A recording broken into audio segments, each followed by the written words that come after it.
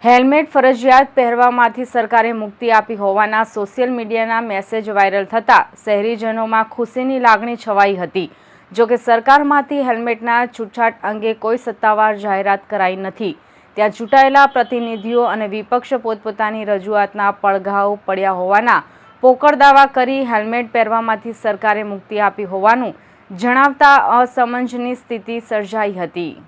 સુરતના બિનહરીફ ચૂંટાયેલા ભાજપના સાંસદ મુકેશ દલાલે પણ મીડિયા સમક્ષ એક નિવેદન આપ્યું છે, જેનાથી હાલમાં શહેરમાં ભારે ચર્ચા ચાલી છે। તેમણે કહ્યું કે કોર્ટના આદેશ મુજબ હેલ્મેટ ફરજિયાત પહેરવું જોઈએ। હેલ્મેટથી જાનહાનિ થતી નથી અને સલામતી પણ જળવાઈ રહી છે। હાલમાં હેલ્મેટ પહેરવા માટે રાજ્ય સરકારે મુક્તિ આપી છે। જેમણે સ્વેચ્છાએ હેલ્મેટ પહેરવું હોય તેઓ પહેરી શકે છે। સુરતના 12 ધારાસભ્યોની રજૂઆતનો આ પડઘો પડ્યો છે, જેથી સૌ ધારાસભ્યોનો આભાર। જો કે હેલ્મેટ પહેરવું જ જોઈએ એવું મારું વ્યક્તિગત માનવું છે।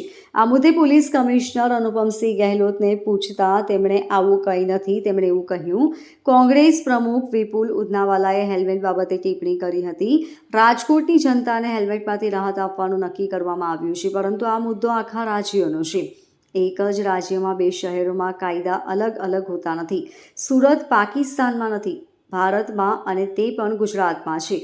સુરતના રસ્તા એટલા ખરાબ છે કે 2 વ્હીલર કે 4 વ્હીલર 20થી 30ની સ્પીડ પર જઈ શકતા નથી। આ ઉપરાંત સુરત પોલીસ હેલ્મેટ બાબતે જે દંડ ઉઘરાવી રહી છે, સુરતના લોકો સાથે અત્યાચાર છે। પરમ દિવસે મારી પર એક ફોન આવ્યો હતો કે સાહેબ અમે લોકો 20 જણ સુરતના અને ગુજરાતના અન્ય લોકો પણ નેપાળમાં ફસાયા છે। હાલ અમે લોકો સફારી રિસોર્ટમાં કાઠમંડુમાં છે। બહાર પરિસ્થિતિ ખૂબ ગંભીર છે। આગજની મોટા પાયા પર ચાલે, તોફાન મોટા પાયા પર છે અને અમારા 20 સહિત સુરતના પણ અન્ય લોકો છે અને ગુજરાતના પણ છે અને દેશના પણ છે। તો આપ સરકારનો સંપર્ક કરીને અમને ત્યાંથી બહાર કાઢો। એટલે મેં વિદેશ મંત્રાલયનો સંપર્ક કર્યો હતો અને નેપાળમાં ભારતની એમ્બેસીનો સંપર્ક કર્યો હતો। નરેન્દ્રભાઈ મોદી સાહેબની સીધી સૂચના અને મોનિટરિંગ હેઠળ નેપાળ એમ્બેસીએ તાત્કાલિક કાર્યરત થઈને મને મેલ પણ કર્યો હતો કે ભાઈ આ લોકો અત્યારે હાલ સલામત છે અને જેવો આગળનો રસ્તો ક્લિયર થશે અને અમને એવું લાગશે કે આગળ કોઈ આ લોકોની સંપૂર્ણ સલામતી છે તો અમે એ લોકોને ધીમે ધીમે બહાર કાઢતા જઈશું। એવો મેલ પણ મારી પર આવ્યો હતો અને ગઈકાલે એ લોકોને ચિંતવનમાં હતા।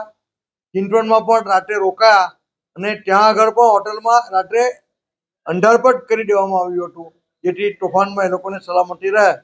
આજે એ લોકો પોખરામાં છે અને મેં હમણાં જ કલાક એક પહેલાં વિડીયો કોલ પર કોન્ફરન્સ પર વાત કરી ત્યારે લોકો ગાડીમાં હતા અને સુરતને ઇન્ડિયા અવોર્ડ લોકો રિટર્ન થયા છે અને ફોન પર વિડીયો કોલ પર તેઓએ નરેન્દ્રભાઈ મોદી સાહેબનો અને ભારત સરકારનો ખૂબ ખૂબ આભાર માન્યો છે।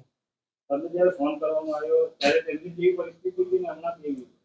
ત્યારે ખૂબ એ લોકો ટેન્શનમાં હતા અને કહ્યું કે સાહેબ અમને કોઈ પણ હિસાબે બહાર કાઢો અને ખૂબ મોટી સંખ્યામાં લોકો નેપાળમાં અત્યારે છે જ।